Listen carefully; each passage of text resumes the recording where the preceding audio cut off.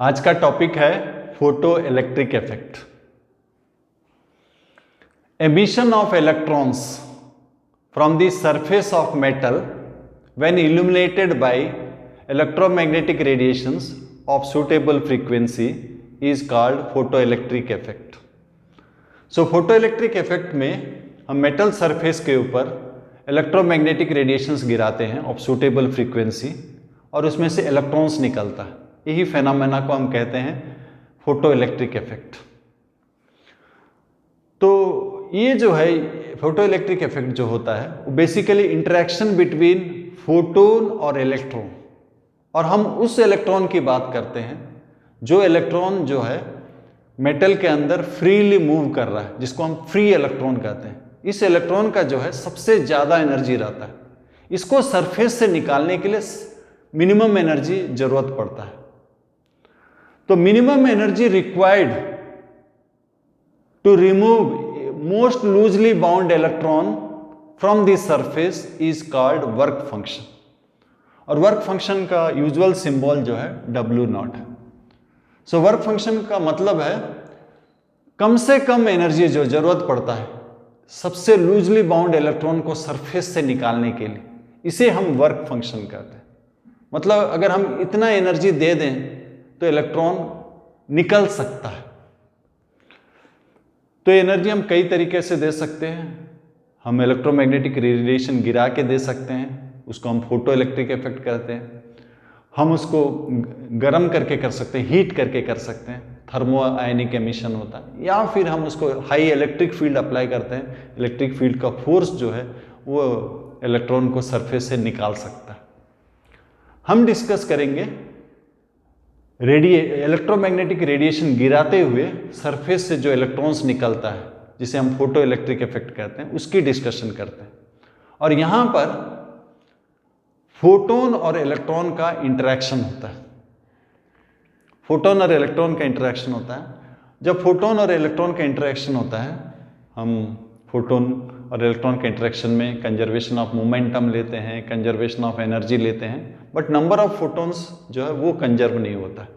मतलब finally 0 photons हो सकता है, 1 फोटोन हो सकता है, 2 हो सकता है, या 2 से ज़्यादा भी हो सकता है। तो वर्क फंक्शन, वापस जाते हैं वर्क फंक्शन मतलब minimum energy required to remove most loosely bound electron from the surface. So कम से कम एनर्जी दे के जहां हम फोटो इलेक्ट्रिक एमिशन करा सकते हैं उसको हम वर्क फंक्शन कहते हैं। कम से कम एनर्जी जिससे हम एक इलेक्ट्रॉन को सरफेस से निकाल सकते हैं। सो जब हम लाइट गिराते हैं, जो मिनिमम फ्रीक्वेंसी जिससे फोटो इलेक्ट्रिक में एमिशन हो सकता है, सो उस फ्रीक्वेंसी को हम थ्रेशोल्ड फ्रीक्वेंसी कहते हैं। तो इक्वेशन इस तरह से है, h nu naught equal to W0। So ये न्यू नॉट जो है ये थ्रेशोल्ड फ्रीक्वेंसी है। मतलब कम से कम इतना फ्रीक्वेंसी चाहिए फोटो इलेक्ट्रिक एमिशन लाने के लिए। अगर इससे ज्यादा होगा तभी जाके फोटो इलेक्ट्रिक एमिशन होगा। इक्वल टू रहेगा तो एमिशन तो होगा, but electrons will come out with 0 velocity. So अगर हमको फोटो इलेक्ट्रिक एमिशन चाहिए एक मेटल का सरफेस से, तो जो हम रेडिएशंस गिरा रहे हैं उनका फ्रीक्वेंसी इससे ज्यादा होना चाहिए। इन टर्म्स ऑफ अगर वेवलेंथ लेना चाहते हैं, सो फ्रीक्वेंसी जो है velocity of light by wavelength. So ये जो वेवलेंथ है इसको हम बोलते हैं थ्रेशोल्ड वेवलेंथ या लॉन्ग वेवलेंथ लिमिट। एनर्जी जो है इन्वर्सली प्रोपोर्शनल टू वेवलेंथ होता है। मतलब बड़ा वेवलेंथ होने से एनर्जी कम होता है। फोटो इलेक्ट्रिक एमिशन के लिए ज्यादा से ज्यादा इतना वेवलेंथ होना चाहिए। इससे ज्यादा होगा एमिशन नहीं होगा, इससे कम होगा तो एमिशन होगा। तो ये जो वेवलेंथ है इसको थ्रेशोल्ड वेवलेंथ बोलते हैं या लॉन्ग वेवलेंथ लिमिट बोलते हैं। तो फोटो इलेक्ट्रिक एमिशन के लिए जो वेवलेंथ हम लेते हैं वो इससे कम होना चाहिए। तो मान लेते हैं कि हमने रेडिएशन ऐसा चूज किया जिसका फ्रीक्वेंसी इससे ज़्यादा है या फिर वेवलेंथ इससे कम है। इसको हम एक मेटल सरफेस में गिराते हैं। अब गिराने से क्या मैकेनिज्म होता है, किस तरह से इलेक्ट्रॉन्स निकलते हैं, ये हम डिस्कस करते हैं।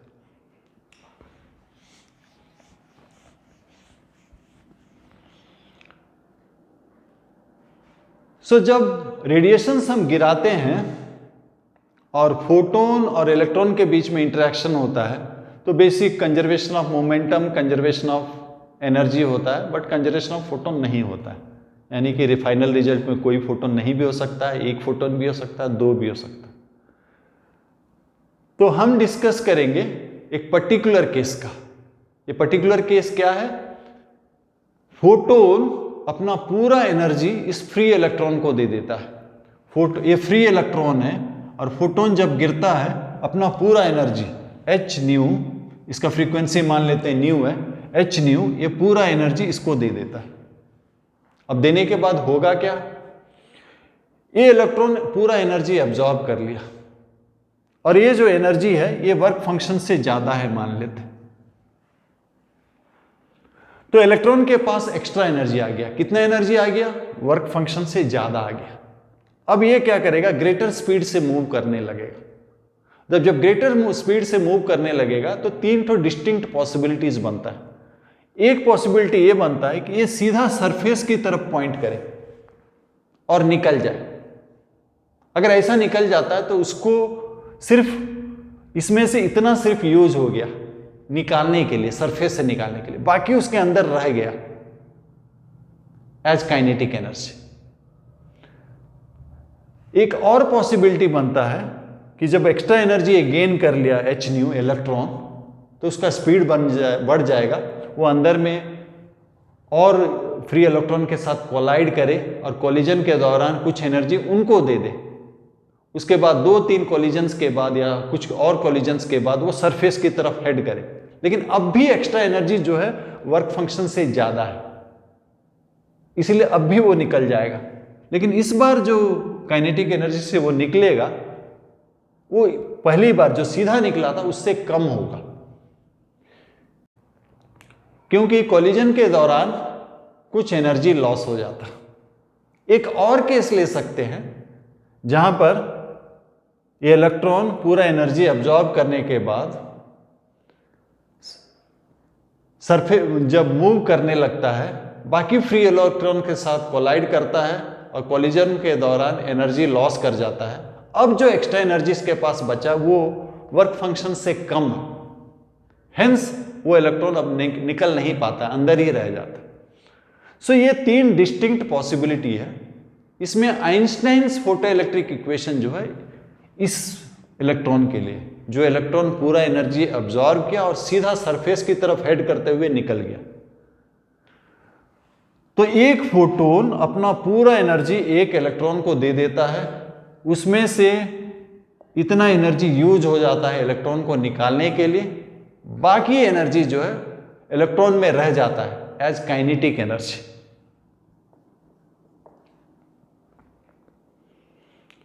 लेकिन और कई इलेक्ट्रॉन्स भी तो निकल रहे हैं जो सीधा हेड नहीं करके फ्यू कोलिजन्स के बाद निकल रहे हैं और उनका काइनेटिक एनर्जी जो है कम है। तो जो इलेक्ट्रॉन सीधा निकल गया उसका सबसे ज्यादा काइनेटिक एनर्जी है। इसीलिए इस इक्वेशन में हम ई मैक्स लिखते हैं। ई मैक्स मतलब उस इलेक्ट्रॉन की हम बात कर रहे हैं जो इलेक्ट्रॉन फोटोन का पूरा एनर्जी एब्जॉर्ब कर लिया, सीधा सरफेस की तरफ हेड किया और निकल गया।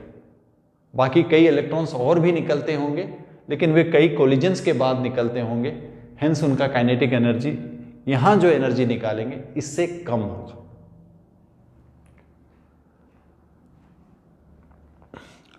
तो हम जितना ज्यादा फ्रीक्वेंसी डालेंगे काइनेटिक एनर्जी उतना ज्यादा होगा, क्योंकि वर्क फंक्शन जो है मटेरियल के ऊपर डिपेंड करता है। तो ये जितना ज्यादा होगा इलेक्ट्रॉन उतना ज्यादा एनर्जी पाएगा।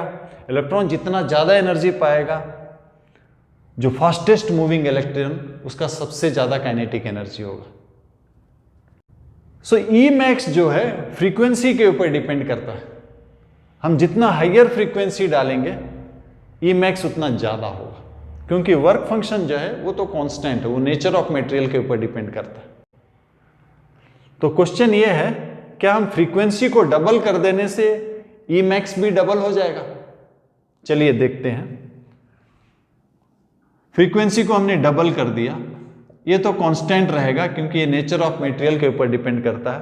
अब जो काइनेटिक एनर्जी है ये ई मैक्स प्राइम में मान लेते हैं, तो यहां हम 2 मल्टीप्लाई करते हैं, 2 मल्टीप्लाई करते हैं और सब्सट्रैक्ट कर देते हैं, ये 0 हो जाएगा, ये आपका W0 हो जाएगा और ये हो जाएगा आपका 2 E max minus E max prime. सो ई मैक्स प्राइम जो है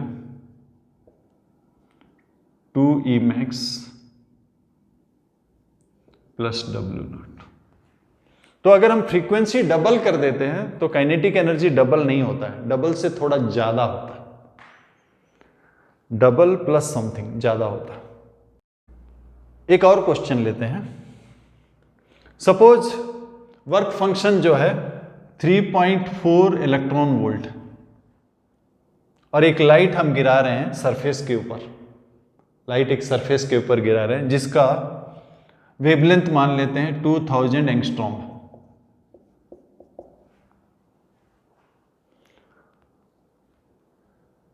तो एक पर्टिकुलर इलेक्ट्रॉन की बात करते हैं, वो 2 कोलिजन के बाद निकलता है और हर कोलिजन में एक्स्ट्रा एनर्जी जो भी उसके पास है 10% लूज कर जाता है। सो एनर्जी कितना है, वेवलेंथ अगर इतना है तो एनर्जी कितना हो गया, hc/λ, ये एनर्जी हो गया। सो फर्स्ट कोलिजन में एक्स्ट्रा एनर्जी 10% लूज कर गया, नेक्स्ट में उसका 10% लूज कर गया, सो टोटल 19% लूज कर गया। तो अब कितना रह गया, 81%। सो 81% ऑफ एनर्जी रह गया। सो 81/100 hc/λ, h एक कांस्टेंट है, c भी कांस्टेंट है, लैम्डा है। हम इसको याद रख सकते हैं क्योंकि एंट्रेंस में हमको जल्दी करना होता है। जब भी hc/λ होगा, ये अगर हम लैम्डा एंगस्ट्रॉम में लेंगे, लैम्डा अगर एंगस्ट्रॉम में लेंगे, ये अगर लैम्डा अगर एंगस्ट्रॉम में होगा तो hc को हम अप्रोक्सीमेटली 12400 लिख सकते हैं और ये जो रिजल्ट आएगा ये इलेक्ट्रॉन वोल्ट में आएगा। हालांकि आपको h का वैल्यू मालूम है, c का वैल्यू मालूम है, ये दोनों कांस्टेंट है तो प्रोडक्ट कांस्टेंट ही होगा। लेकिन ऑफन जो कैलकुलेशन होता है एटॉमिक फिजिक्स और न्यूक्लियर फिजिक्स में, एनर्जी का यूनिट्स जूल नहीं होता, जूल बहुत बड़ा यूनिट हो जाता है।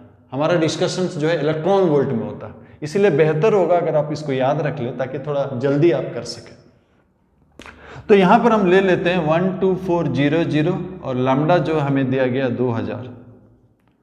सो 200 कट जाएगा और 6.2 इंटू 81।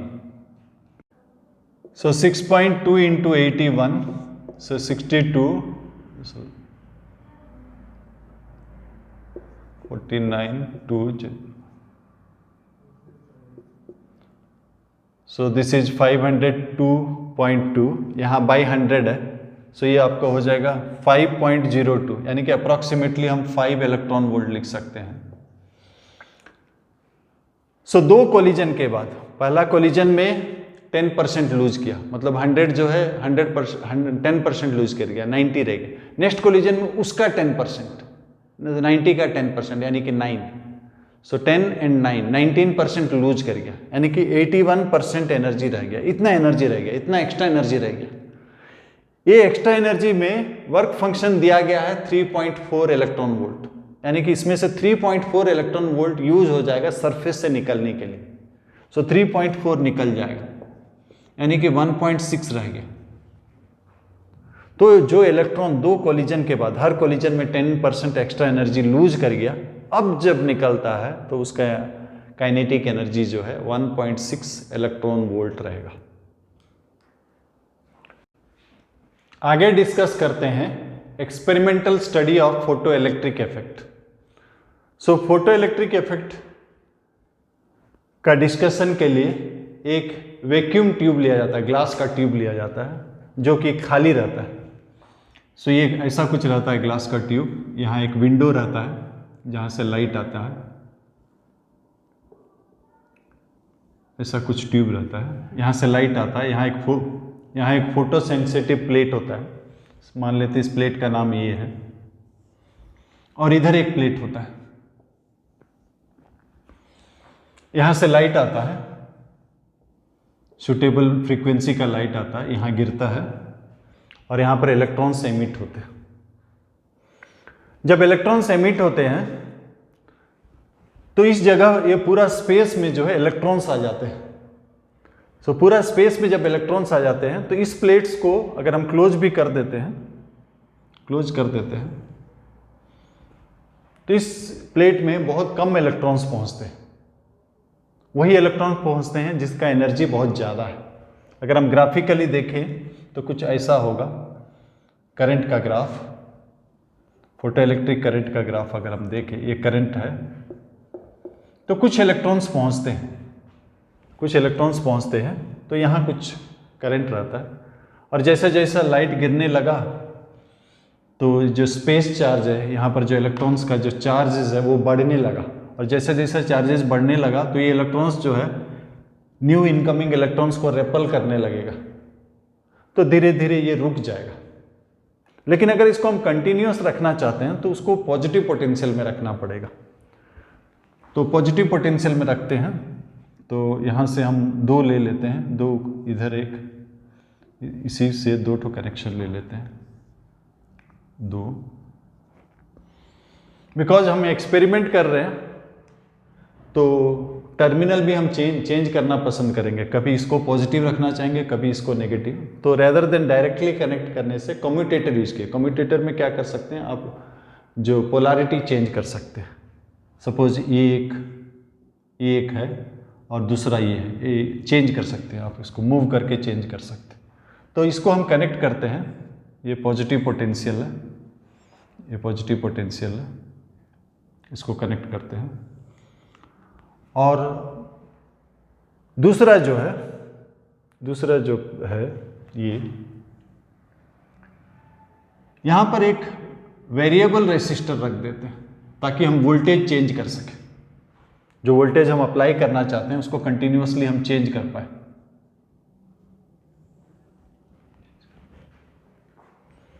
तो ये वेरिएबल रेसिस्टेंस है जिसको हम रेहोस्टेट बोलते हैं, इसको यूज करके हम वोल्टेज चेंज कर सकते हैं।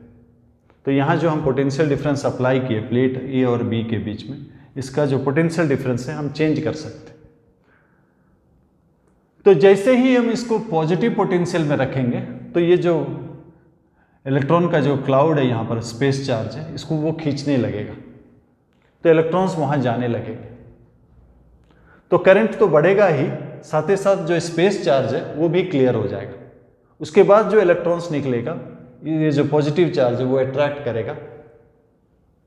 सो थोड़ा सा पॉजिटिव पोटेंशियल में जितने भी इलेक्ट्रॉन्स एमिट हो रहे हैं सभी को अट्रैक्ट करने लगेगा। सो rate of emission and rate of electrons reaching here same हो जाएगा, मतलब जितना इलेक्ट्रॉन्स निकल रहे हैं और जितना इलेक्ट्रॉन्स यहाँ पहुँच रहे हैं वो बराबर हो जाएगा। जैसे जैसे थोड़ा सा पोटेंशियल बढ़ाएंगे तो दोनों बराबर हो जाएगा। उसके बाद अगर आप और पोटेंशियल बढ़ाएंगे, बिकॉज जितना इलेक्ट्रॉन्स निकल रहा सभी इलेक्ट्रॉन्स वहां पहुंच जा रहा है, उसके बाद अगर आप पोटेंशियल बढ़ाएंगे तब करंट नहीं बढ़ेगा, ये जो करंट है कांस्टेंट रह जाएगा। तो ये जो करंट है इसको हम बोलते हैं saturation current.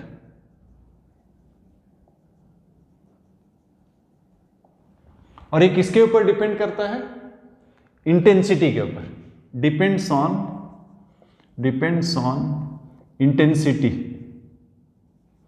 Intensity of radiation. ये जो लाइट गिर रहा है, जो रेडिएशंस गिर रहा है, उसके इंटेंसिटी के ऊपर गिर रहा है। इंटेंसिटी का मतलब हम समझते हैं कि नंबर ऑफ फोटोन्स, क्योंकि फ्रीक्वेंसी हमने कांस्टेंट किया। फ्रीक्वेंसी जो है सोर्स कैरेक्टरिस्टिक है। ये सपोज एक सोर्स, ये सोर्स है, यहां से लाइट आ रहा है, तो इंटेंसिटी जो है डिस्टेंस के ऊपर डिपेंड करता है। अगर डिस्टेंस फिक्स्ड है तो इंटेंसिटी फिक्स्ड रहेगा। तो सैचुरेशन करंट जो है डिपेंड करता है इंटेंसिटी ऑफ रेडिएशंस के ऊपर। अगर आप इंटेंसिटी बढ़ाना चाहते हैं तो सोर्स को थोड़ा पास ले आइए। इंटेंसिटी क्या होता है? Power per unit area. सो ये पॉइंट सोर्स है, वेव्स जो है एक्सपैंडिंग स्फीयर का जैसा रहेगा, तो स्फीयर का एरिया होता है 4πr²। तो इंटेंसिटी जो है inversely proportional to square of distance होता है। अगर डिस्टेंस अगर हाफ कर देते हैं, डिस्टेंस अगर हाफ कर देते हैं तो इंटेंसिटी जो है 4 टाइम्स हो जाएगा। अगर इंटेंसिटी अगर 4 टाइम्स हो गया तो नंबर ऑफ फोटॉन्स जो यहाँ पर गिर रहा है वो भी 4 टाइम्स हो जाएगा। अगर नंबर ऑफ फोटॉन्स यहाँ जो गिर रहा है वो अगर 4 टाइम्स है तो नंबर ऑफ इलेक्ट्रॉन्स जो गिर रहा है वो भी इलेक्ट्रॉन्स जो निकल रहा है वो भी 4 टाइम्स हो जाएगा, यानी कि सैचुरेशन करंट जो है वो बढ़ जाएगा। तो अगर आप डिस्टेंस को चेंज करते हैं तो इंटेंसिटी बदल जाता है। इंटेंसिटी अगर बदल जाता है तो आपका जो करंट का डायग्राम है ये भी बदल जाता है। तो थोड़ा डिस्टेंस अगर हम चेंज कर दिए और ज़्यादा फोटॉन्स गिरने लगा तो ज़्यादा फोटॉन्स गिरने लगा तो ज़्यादा इलेक्ट्रॉन्स निकला, ज़्यादा इलेक्ट्रॉन्स निकला तो ज़्यादा करंट होगा। करंट को मेजर करने के लिए आप यहाँ पर एक एमीटर लगा दीजिए, तो ज़्यादा करंट हो गया। तो शुरू में जब आप कोई पोटेंशियल डिफरेंस नहीं डाले तब भी जो इलेक्ट्रॉन जिसका ज़्यादा काइनेटिक एनर्जी है वो पहुंच पाता होगा, हेंस कुछ करंट रहेगा। लेकिन जैसे ही आप पॉजिटिव डालेंगे तो यहाँ का जो स्पेस चार्ज है वो क्लियर हो जाएगा, मोर एंड मोर इलेक्ट्रॉन्स आने लगेगा एक सर्टेन पॉजिटिव पोटेंशियल में। So rate of emission of electrons equal to rate of electrons reaching here, उसको हम सैचुरेशन करंट कहते हैं। तो जब हमने डिस्टेंस कम कर दिया तो इंटेंसिटी जो है वो बढ़ गया। इंटेंसिटी बढ़ गया मतलब number of photons falling here increased. Number of photons falling here increased means number of electrons liberated is increased, hence saturation current increased. तो ग्राफ कुछ ऐसा हो जाएगा। सो ये जो सैचुरेशन करंट है जिसको मैं आई नॉट से डिनोट करता हूँ, ये डायरेक्टली प्रोपोर्शनल है इंटेंसिटी के ऊपर। ऑब्वियसली इंटेंसिटी जो है inversely proportional to square of distance. तो ये कुछ ग्राफ होगा, मतलब इंटेंसिटी, सैचुरेशन करंट। अगर हम सैचुरेशन करंट का ग्राफ प्लॉट करें, ये सैचुरेशन करंट और इंटेंसिटी का प्लॉट करें तो ये डायरेक्टली प्रोपोर्शनल है। जब लाइट का frequency more than threshold frequency है तो जो करंट निकल रहा है वो डायरेक्टली प्रोपोर्शनल टू इंटेंसिटी होता है। तो जितना ज़्यादा इंटेंसिटी होगा उतना ज़्यादा फोटॉन्स होगा, जितना ज़्यादा फोटॉन्स होगा उतना ज़्यादा इलेक्ट्रॉन्स होगा, हेंस उतना ज़्यादा करंट होगा। लेकिन अगर हम रिवर्स कर देते हैं, ये जो कम्यूटेटर है पोलैरिटी को रिवर्स कर देते हैं, ये अगर नेगेटिव पोटेंशियल होता है तो ये रिपल करने लगेगा इलेक्ट्रॉन्स को। सो इलेक्ट्रॉन्स का रीच जो है कम होने लगेगा। एक इलेक्ट्रॉन को अगर पोटेंशियल डिफरेंस V में, एक इलेक्ट्रॉन को अगर हम पोटेंशियल डिफरेंस V में रिटार्ड करते हैं तो loss in kinetic energy EV हो जाता है। और E अगर E मैक्स हो गया मतलब सबसे जो तेज इलेक्ट्रॉन निकला था वो भी वहां नहीं पहुंच पाएगा।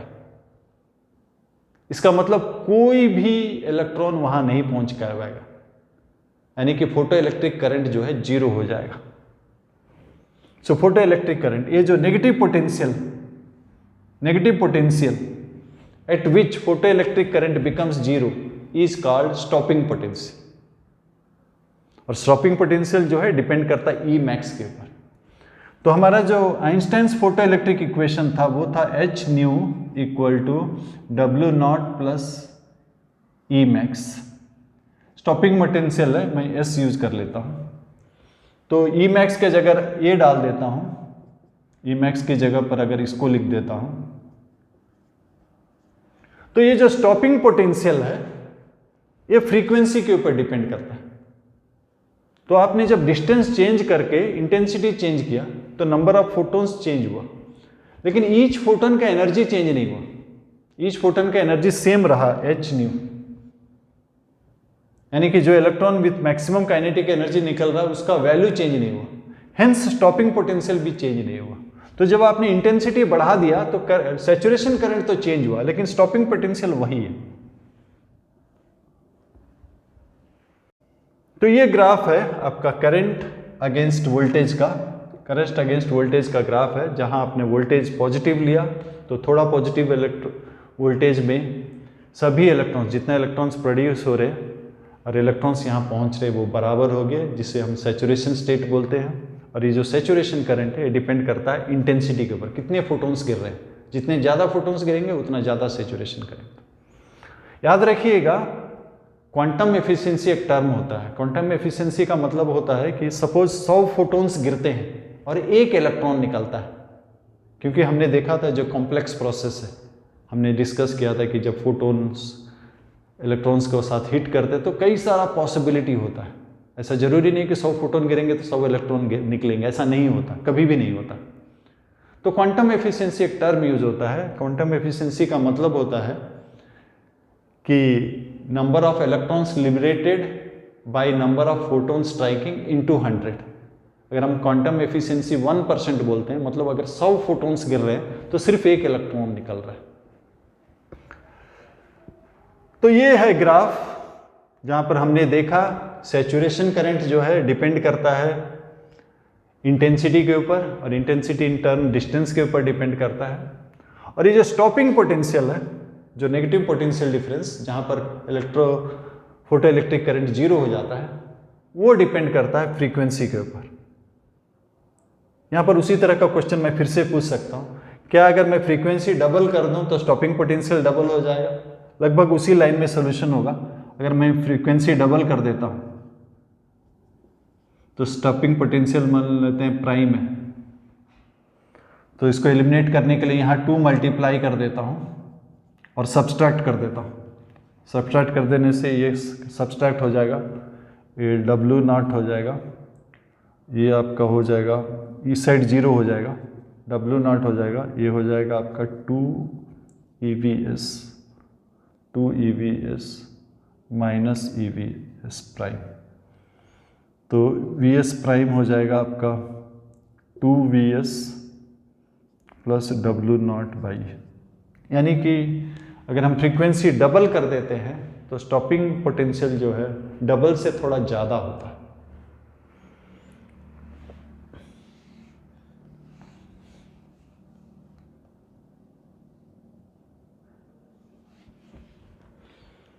यहाँ एक और डिस्कशन भी आता है। सपोज हम इंटेंसिटी सेम रखते हैं और फ्रीक्वेंसी चेंज करते हैं, एक ग्राफ को चेंज कर देते हैं, इंटेंसिटी सेम रखते हैं, इंटेंसिटी सेम रखते हैं। इंटेंसिटी जो है आपका power by area, normal area होता है, इंटेंसिटी सेम रखते हैं, लेकिन हमने फ्रीक्वेंसी चेंज कर दिया, सो इंटेंसिटी सेम है, फ्रीक्वेंसी चेंज हो गया। इंटेंसिटी जो होता है power per unit area, area तो सेम है, मतलब पावर जो है पावर फॉलिंग सेम हो गया। पावर होता है एक फोटोन का एनर्जी होता है h into new, n photons अगर गिर रहे हैं तो n into h into new, और दूसरा का हो जाएगा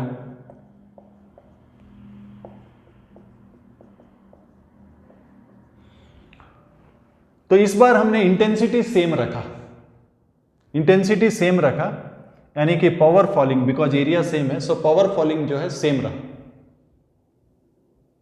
सो पावर फॉलिंग सेम रहा, तो जिसका न्यू ज्यादा है, जिसका फ्रीक्वेंसी ज्यादा है, उसका नंबर ऑफ फोटॉन्स कम हो जाएगा। अगर अब हम ग्राफ प्लॉट करें, अगर हम ग्राफ प्लॉट करें, ये वोल्टेज के साथ प्लॉट करें, करंट का प्लॉट करें, सो जिसका फ्रीक्वेंसी कम है उसका स्टॉपिंग पोटेंशियल कम होगा, उसका ग्राफ कुछ ऐसा होगा। जिसका फ्रीक्वेंसी ज्यादा है उसका स्टॉपिंग पोटेंशियल ज्यादा होगा। इसके बाद दो फैक्टर है। पहला फैक्टर है जिसका फ्रीक्वेंसी ज्यादा है उसका नंबर ऑफ फोटॉन्स कम है। तो हम उम्मीद कर सकते हैं कि अगर नंबर ऑफ फोटॉन्स कम है तो नंबर ऑफ इलेक्ट्रॉन्स भी कम निकलेगा, हेंस उसका सैचुरेशन करंट कम होगा। लेकिन ऐसा नहीं है। क्यों? क्योंकि जिसका फ्रीक्वेंसी ज़्यादा है उसका नंबर ऑफ फोटॉन्स तो कम हो गया, लेकिन उसका क्वांटम एफिशिएंसी ज़्यादा होगा, क्योंकि उसका एनर्जी ज़्यादा था। क्वांटम एफिशिएंसी थोड़ी देर पहले बताए थे, number of electrons emitted by number of photons into 100, एक क्वांटम एफिशिएंसी है। तो जिसका एनर्जी ज़्यादा है, जिस फोटॉन्स का एनर्जी ज़्यादा है उसका एफिशिएंसी भी ज़्यादा है। सो दो फैक्टर है। जब आपने फ्रीक्वेंसी बढ़ा दिया, तो नंबर ऑफ फोटॉन्स कम हो गया, फाइन, एक बात तो हो गया, लेकिन उसका क्वांटम एफिशिएंसी भी बढ़ गया। इसलिए इस तरफ का ग्राफ का सभी पॉसिबिलिटीज ओपन है। हो सकता है सैचुरेशन करंट दोनों का सेम भी हो, क्योंकि एक फैक्टर आपको फेवर कर रहा है, एक अगेंस्ट में जा रहा है। हो सकता है, कुछ भी पॉसिबल हो सकता है।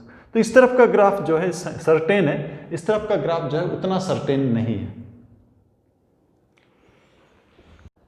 तो आइंस्टाइन्स इक्वेशन है h nu equal to W naught plus E max. So h nu equal to W naught, E max को हम ईवीएस लिख सकते हैं। तो सपोज हम स्टॉपिंग पोटेंशियल का ग्राफ प्लॉट करना चाहते हैं। स्टॉपिंग पोटेंशियल का ग्राफ हो जाएगा, सो ये आपका हो जाएगा एच, स्टॉपिंग पोटेंशियल का ग्राफ हो जाएगा H by B nu minus W naught by E. ये ग्राफ हो गया। तो इसको अगर हम प्लॉट करना चाहते हैं, स्टॉपिंग पोटेंशियल को वाई एक्सिस में लेना चाहते हैं, हमको मालूम है ये स्ट्रेट लाइन ग्राफ है, फर्स्ट डिग्री का इक्वेशन है, स्ट्रेट लाइन ग्राफ है। और ये जो एमिशन पॉसिबल होगा ओनली थ्रेशोल्ड फ्रीक्वेंसी के बाद, स्ट्रेट लाइन है। सो ये कुछ ग्राफ है, और इसको अगर हम प्रोड्यूस करेंगे, ये आपका वाई इंटरसेप्ट यानी कि ये डब्ल्यू नॉट बाई। तो ऐसा कुछ ग्राफ आता है, फर्स्ट डिग्री का इक्वेशन है। अगर आप stopping potential against frequency graph plot करते हैं, एक स्ट्रेट लाइन ग्राफ आता है, और वाई इंटरसेप्ट जो है वो डब्ल्यू नॉट बाई ई होता है। हमने फ्रीक्वेंसी की बात की, अब वेवलेंथ की बात करते हैं। सपोज क्वेश्चन कुछ ऐसा है। सो पहले हमने जो रेडिएशन इसके ऊपर डाला उसका वेवलेंथ है 5000 एंगस्ट्रॉम, और बाद में हमने डाला 3000 एंगस्ट्रॉम। सो सेकंड केस में मान लेते हैं स्टॉपिंग पोटेंशियल डबल है फर्स्ट केस का। सो फर्स्ट केस का इक्वेशन हो गया आपका आइंस्टाइन इक्वेशन है C by lambda equal to W naught plus E max. E max का जगह हम ई वी एस लिख सकते हैं। सो पहला केस में हमारा था एस C by lambda equal to W naught plus E V S. So पहला केस का वेवलेंथ मान लेते हैं लैम्डा 1 जो कि 5000 एंगस्ट्रॉम। सेकेंड केस में हमने 3000 एंगस्ट्रॉम डाला, वेवलेंथ कम कर दिया, यानी कि एनर्जी ज़्यादा होगा। एनर्जी ज़्यादा होगा तो स्टॉपिंग पोटेंशियल ज़्यादा होगा। सो सेकेंड केस का वेवलेंथ मान लेते हैं कि लैम्डा 2 है, और स्टॉपिंग पोटेंशियल डबल हो गया। पहले था वी एस, अभी 2 टाइम्स हो गया इंटू 2। सो ये दो इक्वेशन से हमें पूछा गया कि वर्क फंक्शन कितना है। मतलब इसको एलिमिनेट करना है। इसको एलिमिनेट करना है तो यहाँ आप 2 मल्टीप्लाई कर दीजिए इस होल से और सब्सट्रैक्ट कर दीजिए। सब्सट्रैक्ट करने से ये टर्म कट जाएगा, वर्क फंक्शन निकल जाएगा। सो ये था फोटो इलेक्ट्रिक इफेक्ट। उम्मीद करता हूँ आपको पसंद आया होगा। Thank you.